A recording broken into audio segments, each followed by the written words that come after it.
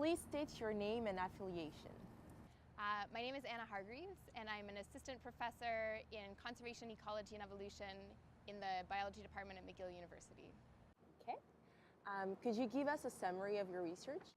My research has two main pillars. So the first is I'm interested in understanding species geographic distributions.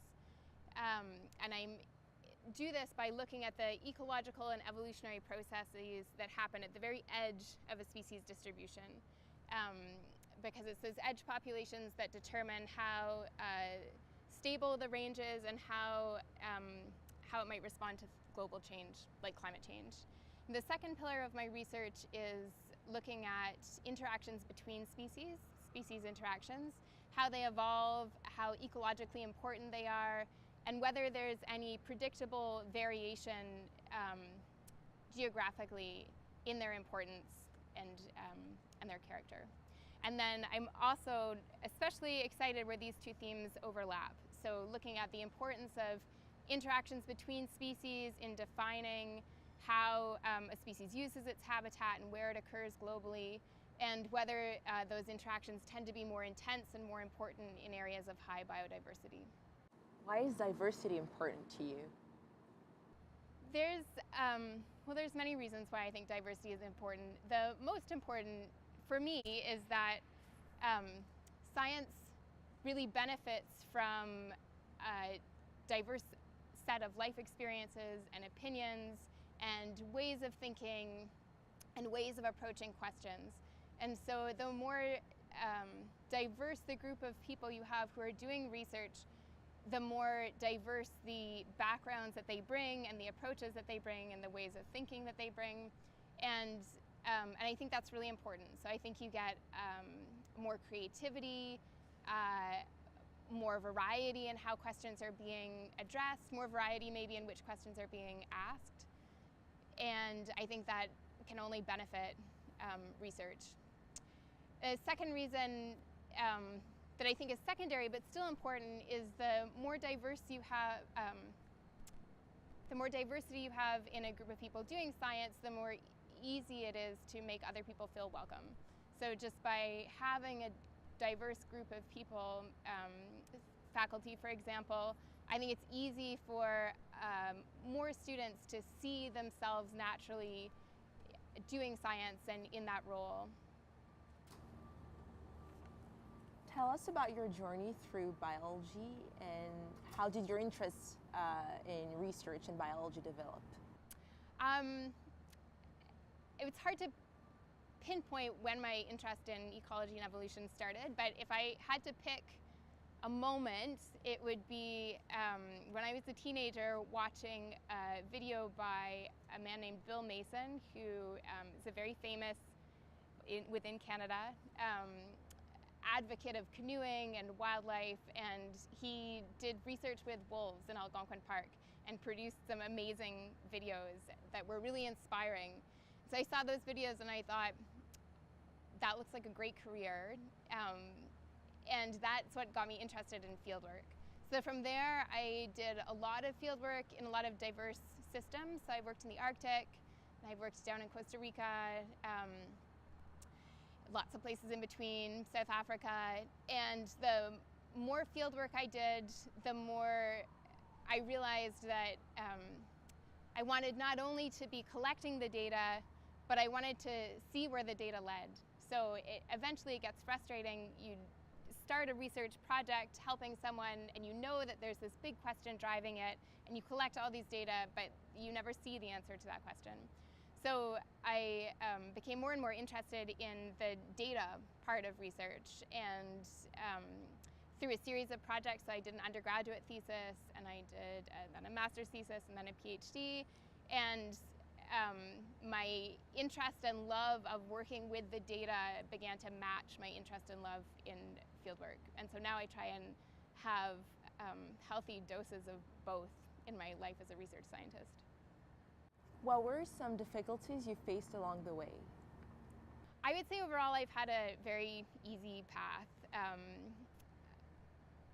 So the difficulties that I faced are the same difficulties that everybody faces. It's a very competitive field, and so you have to manage that competition. It's a lot of hard work. One of the hardest things I think is, I think it's really healthy in academics to move around. So I did my undergraduate at Trent University, I did my master's thesis in Alberta, I did a PhD back in Ontario, I did a postdoc out in British Columbia, and all of those moves are fantastic. But once you have a partner and a family, you have to balance how you move for both people's jobs. And my partner also pursued a master's thesis. And so I think more and more these days, that's a tricky balance that people have to work out. But otherwise, I'd say, you know, the journey has been much more fun than it has been difficult. Were there any instances you feel that you were treated differently because you were a woman? Discrimination is really tricky because in one's life experience, each thing tends to only happen once. And so it's almost impossible, in my experience, it's almost impossible to say whether there were any times that certain decisions happened because I was female. A friend of mine has a category in her life that she calls things that were probably sexism, but that I don't know for sure because I only have a sample size of one.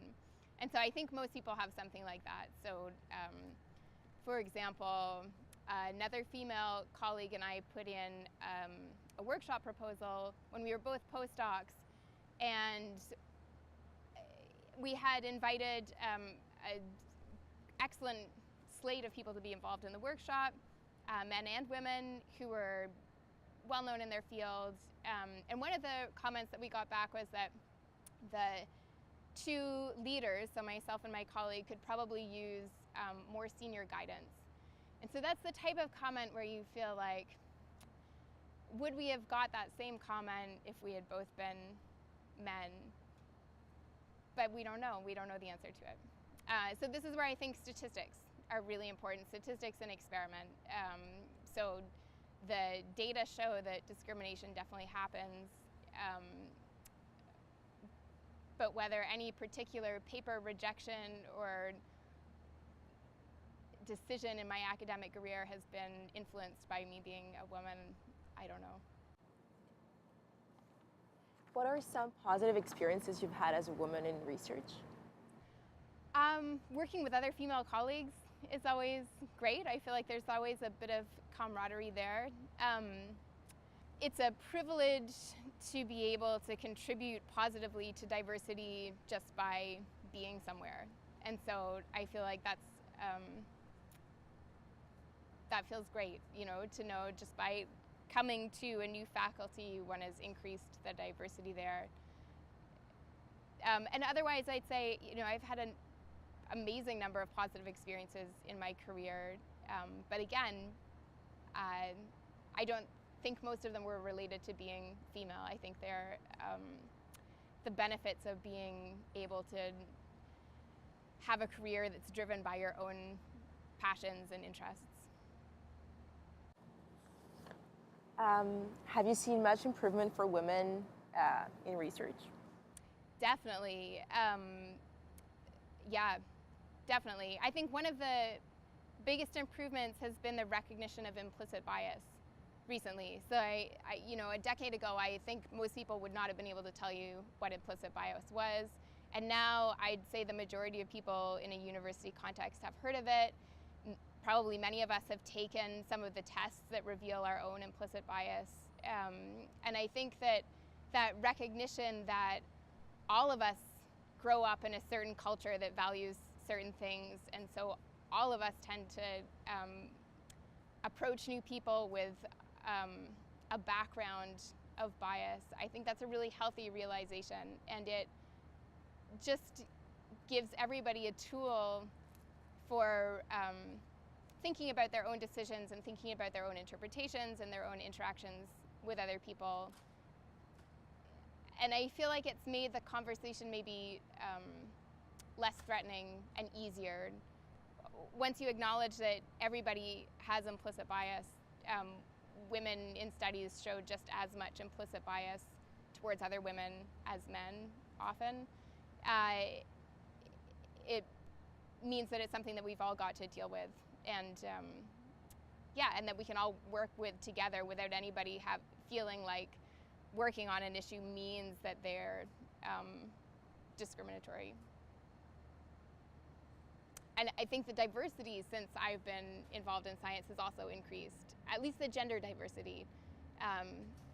So when I think about my undergraduate degree, I can only think of 2 female faculty members, and I think that percentage has grown a lot in the last decade, and awareness about issues and openness to talking about them has increased a lot too. What are some things that you feel still need improvement for women in research?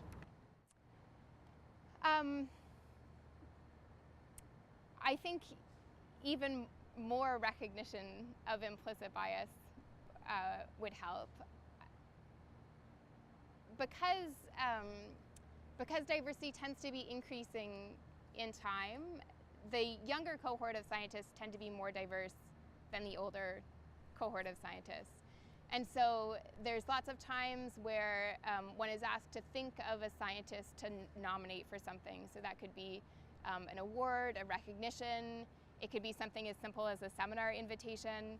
And I think for all of us, the most famous scientists come to mind first. And the most famous scientists tend to be the older generation. And so it's really easy to ask for a slate of nominations and have all of them be older white men. So I think we can do a lot just with small tweaks to how we approach things like that. So for example, you can say everybody can nominate one person, and if you want to, you can nominate a second person who's underrepresented in STEM. And that just creates a more diverse slate of candidates. And often once you have the diversity in the slate of candidates, people who are a minority in STEM get voted in for awards or for seminar invitations just as often. It's just that they aren't always the first people you think of. And so small efforts like that to just make sure that we're casting the net wider, I think can go a long way. And then those small things really build up for people. You know, the invitations and the awards contribute to someone's career momentum, both as faculty but also as graduate students. So small changes like that, I think, can have a significant impact, positive impact down the road. How do you maintain a healthy balance between family and work? Another excellent question. What I used to do was I would go really intensely from one to the other. So I would have a work objective and I would work on it obsessively and intensely until it was done, and then I would throw work aside and I would go away for 2 weeks with my partner, my family, and just take a complete vacation. But we now have a 1.5-year-old, and you can't do either of those things with a 1.5-year-old. So you can't work as intensely and you can't take like intense vacations in the same way. So I've had to really adjust how I approach work-life balance. And for now, the answer is that I don't work as much. So I still work more than 40 hours a week, but I don't work nearly what I used to, for example, as a PhD student. And I think it's healthy to recognize that different parts of your life you place a different emphasis on work versus family, and that balance is fluid and it can go up and down as your needs require. So currently I try and work really hard and efficiently between the hours where my child is in daycare, and then I try and play with them and do all of the general life maintenance that needs to be done in the hours when he's not. And yeah, you just do what you can do. Have you had any mentors in the course of your career? Yeah, many mentors. I think anybody who's successful in science is, I think you have to have had excellent mentors. So I've had a lot of amazing scientific mentors one of the things that's really interesting is that different people approach science in really different ways and have really different skill sets that they bring. So I've worked with people who are amazing at recognizing exactly the data that needs to be collected and collecting just that data to tell a story and publishing efficiently and are hugely productive. And I have worked with other people who are very contemplative and will roll an idea over and over and look at it at all angles and often come up with insights that other people don't think of. I've worked with people with a lot of different styles of running a lab and interacting with their students. And one person, I think, wisely said to me once that you have to choose the type of scientist that you want to be. So if you want, if your goal is to be famous and to go down in textbooks, you're committing to a very different work-life balance than, if you want to be like solid scientist towards the top of your field, but maybe not famous. And, or you can focus on teaching or say, I'm really interested in this one organism and I don't care if anybody else cares about it. I'm going to learn fundamental things about that and that's what makes me happy. But the most successful scientists are the ones who have thought about this question and have chosen which type of scientist they want to be and then accept the consequences of that choice. And so the worst thing to do is to want the benefits of all of those different options. Because you can't be incredibly productive and famous and going on world speaking tours and have lots of time with your family. You can't work on your esoteric question that you really love that maybe no one else cares about and get thousands of citations. So I think it's good to have a diversity of mentors to see that diversity of approaches and then figure out which one of them works for you. And then I have had one mentor, especially in the arena of diversity in STEM, who's Judy Myers, who's an emeritus professor at the University of British Columbia. And so when she started in the 70s, she was routinely the only woman in the room. And she's been an amazing advocate for women in science, especially ecology, for decades. And watching her has revealed all of the different ways that you can promote diversity, especially just the small ways that add up to make a big difference. What do you have, what advice do you have for someone interested in research in ecology and evolution? The advice that I have for everybody is to think really carefully and get to know yourself as much as possible. So the more you know what kind of conditions bring out your best self, where you're happiest working, where you're most productive, the better able you'll be to sculpt a career that really makes you happy. And so that includes choosing the right supervisor, it includes choosing the right types of questions, whether you want to work in a lab or a field environment. The more you know your own personality, the happier you'll be in the long run. And if you are academically successful enough and driven enough to make it as an academic, then there's almost certainly easier ways that you could make more money. And so I think in terms of academic research, you have to do it because you love it. There's no other reason to be here. But if you love it, it's absolutely the best place to be. I think I would just end by saying we talk a lot about advice to people who are in underrepresented groups in STEM, and I think it's equally important to give advice to people who are not in those underrepresented groups, the gatekeepers, if you will. And I think that's harder because often those people aren't as aware, they're not reading the blogs, they're not watching the interviews about diversity in STEM. But one thing we can do is that most of us are only in a minority in some aspect. So for example, I'm a woman in science, but I come from a middle class background. I'm white. English is my first language, which is a huge advantage. And so just as I really appreciate my male colleagues who understand the value of diversity and are supportive of efforts to increase it, I think that it's just as important for me to help foster diversity in other ways. And so I think that it probably applies to most of us. And I think maybe it should go without saying, but it's worth saying.